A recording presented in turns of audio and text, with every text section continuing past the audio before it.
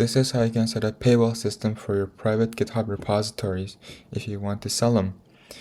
This is the project that I worked on. It has every single features for people to start up their SaaS.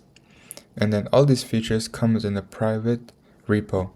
So when the clients or my users click on this button, they will redirect to the Stripe checkout page. They can enter their email, their GitHub username, and then once they check out, I will send my GitHub repo invitation link to them. But they will not be able to push code to the repo. They will only be able to read it. So if this is something that you want to implement, it's really easy. But first we need to do some groundwork. So we need to have a repo to sell. That should be easy.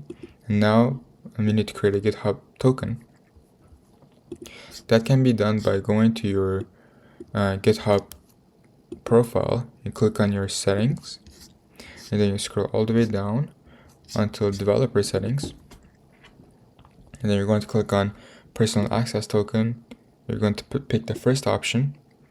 So you should create a new token. Once you create that, you're going to fill out some fields. They are simple, and so you're going to pick what repo they will have access to, and then you will need to give them read access to metadata, and then read write access to administration.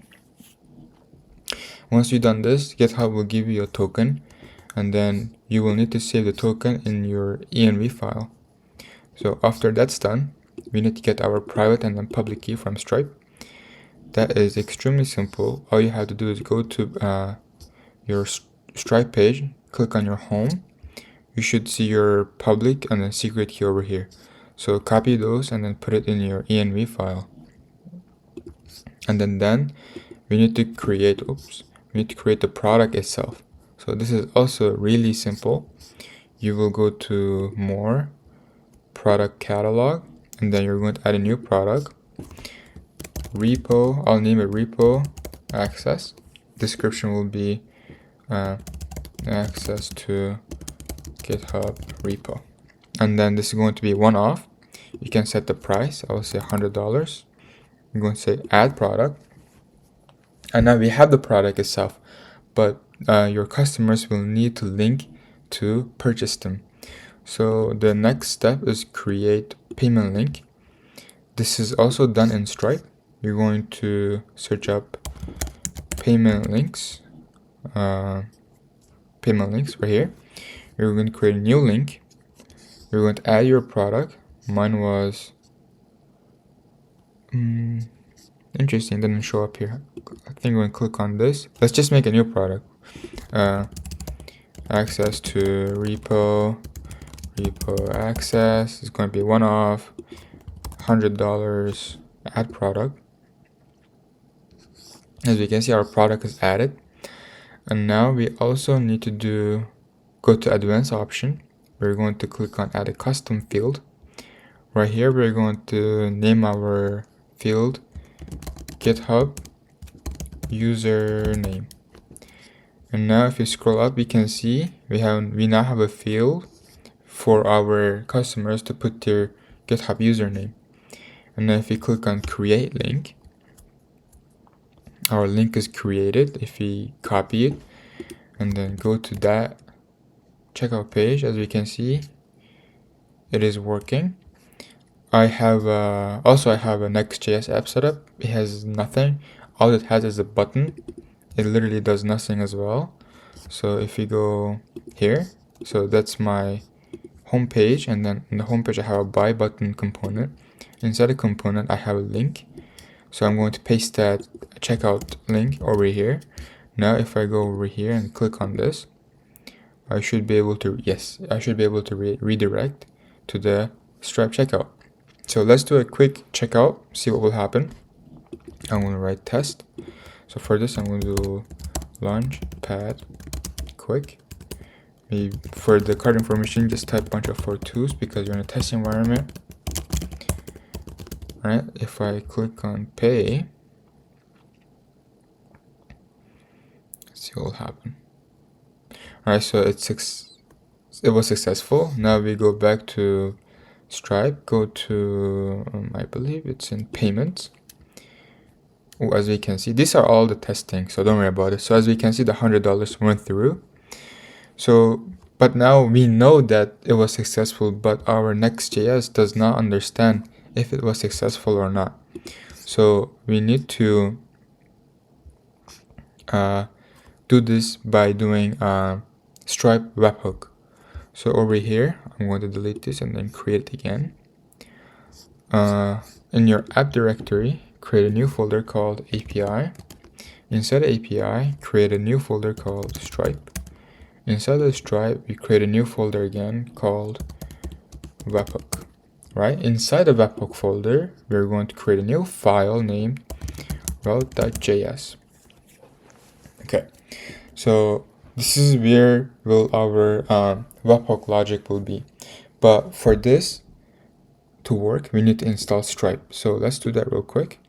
I have a utils folder. Inside, I have a Stripe.js. I'm going to open up my terminal. I'm going to do npm I Stripe. Install it. So let's initialize it. So that will be import Stripe like this. After this, we're going to do const Stripe is equal to, we're going to create a new Stripe. And then inside here, we're going to pass in our secret key.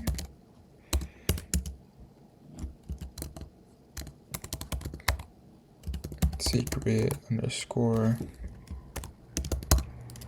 And now it takes an option. The option will be API version, and then it's going to be the latest one. So let's import or export default Stripe like this. So now we have a Stripe that we can use in our webhook. So let's go to our route, and inside the route, we're going to do import our Stripe that we just made instance. And then also we're going to get our webhook secret.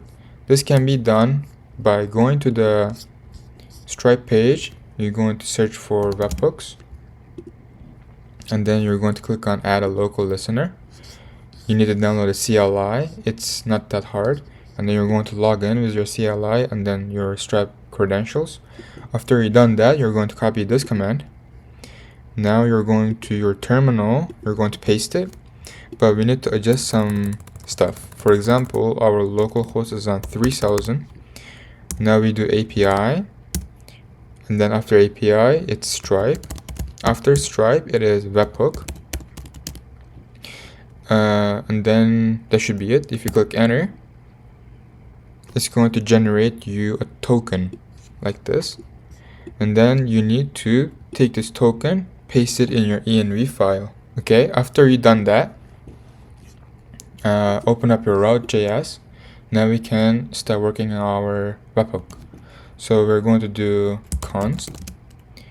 We need to get our webhook secret. So that will be webhook secret is equal to process, not print, process.env dot Stripe.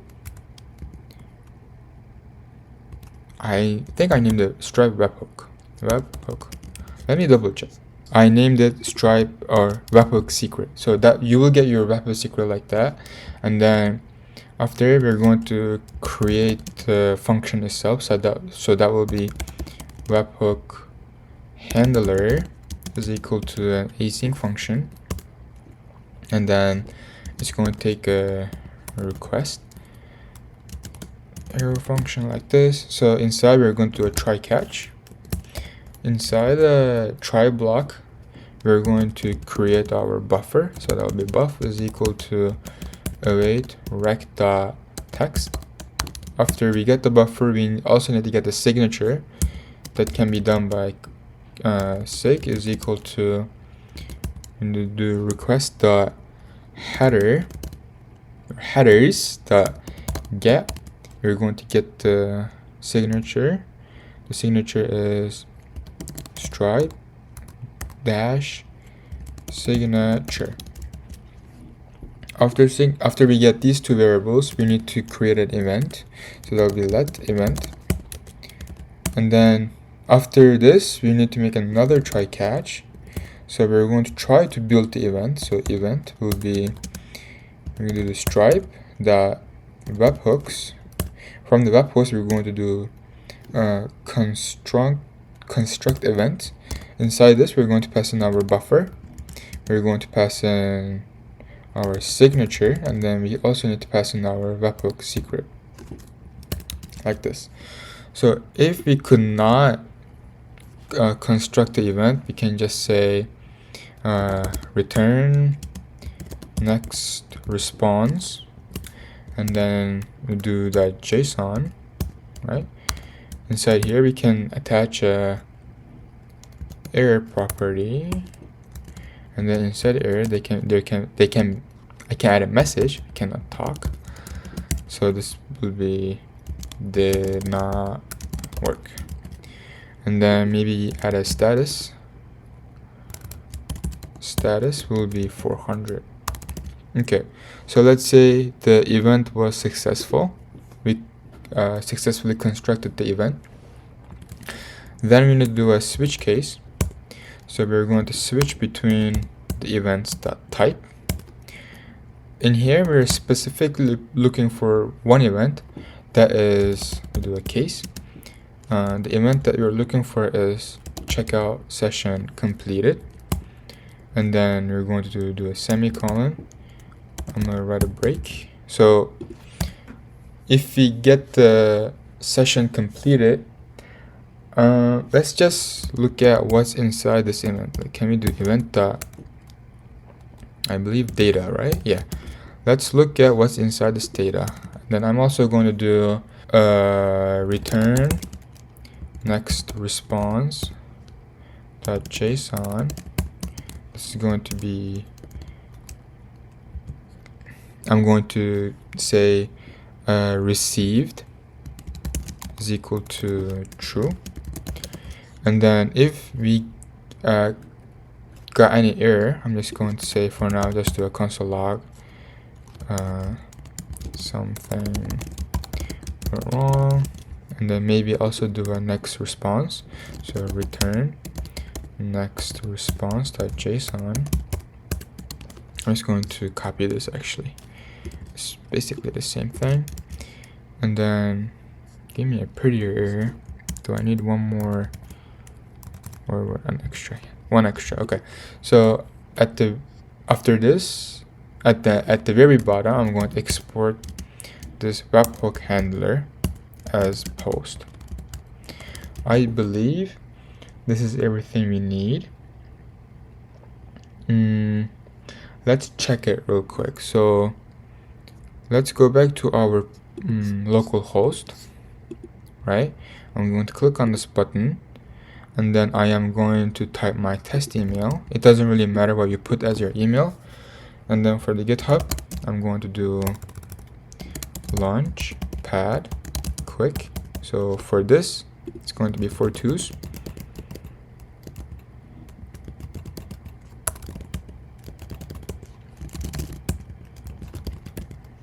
And I'm going to click on pay, and let's look at the console log.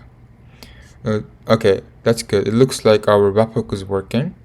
And if you look at this console, we can see a bunch of stuff got printed out. In here, we are looking for a custom field, and then that is inside object. So let's print that out.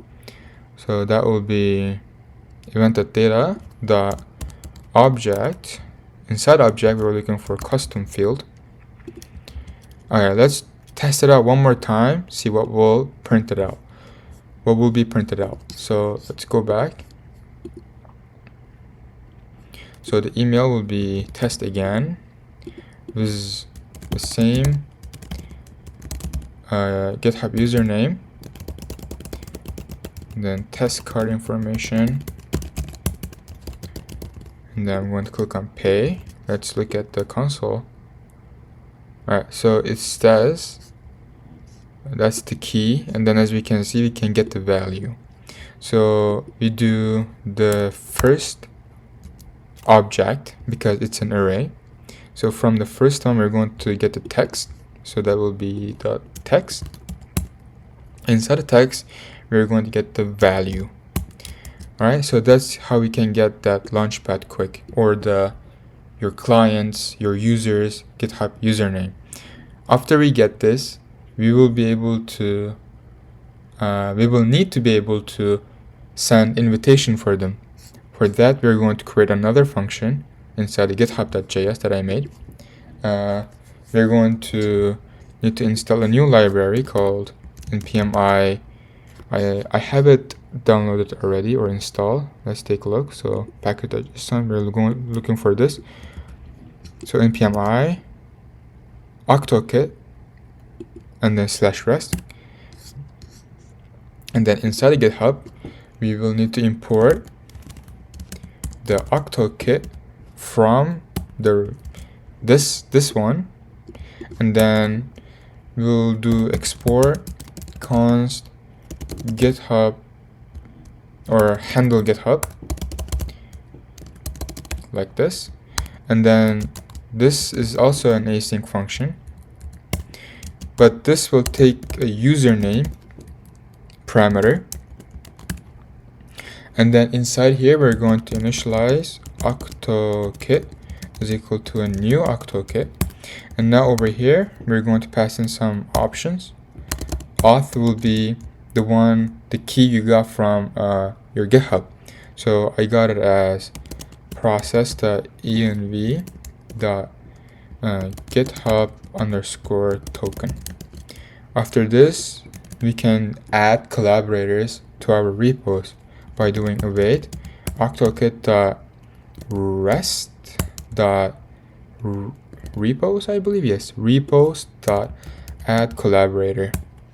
And then inside here we're going to pass in some few options.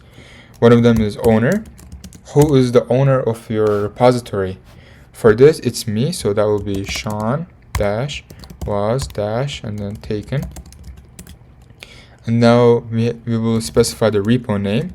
This is what repo are you trying to sell. So in my case, that will be pay_wall.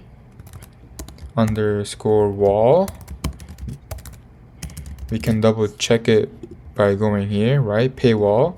And then, so who are you trying to invite? That will be the username that we're passing in.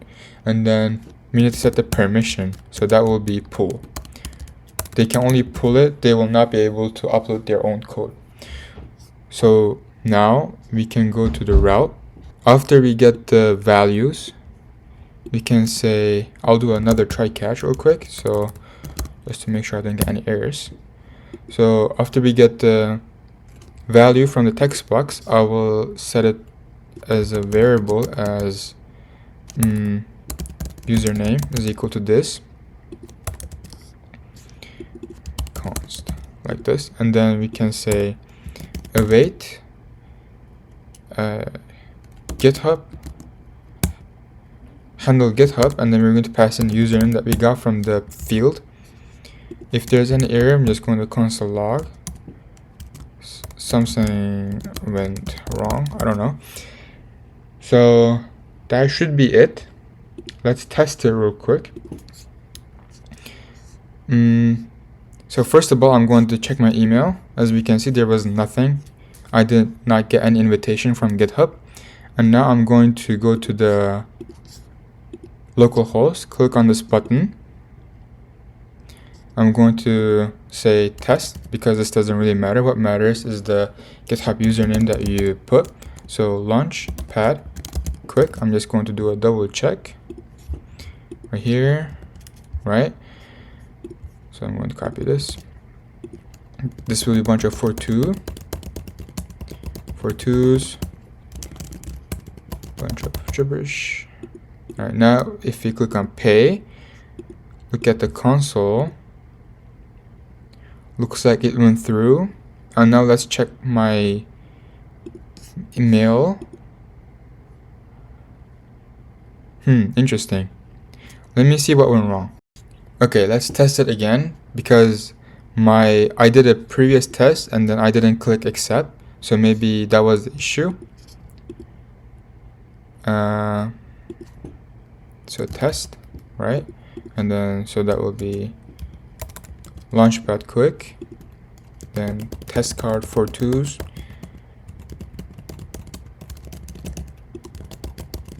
Alright, if you click on pay, I should get the email right here. Yes, I got the email invitation. It is saying that Sean was invited you to paywall repository.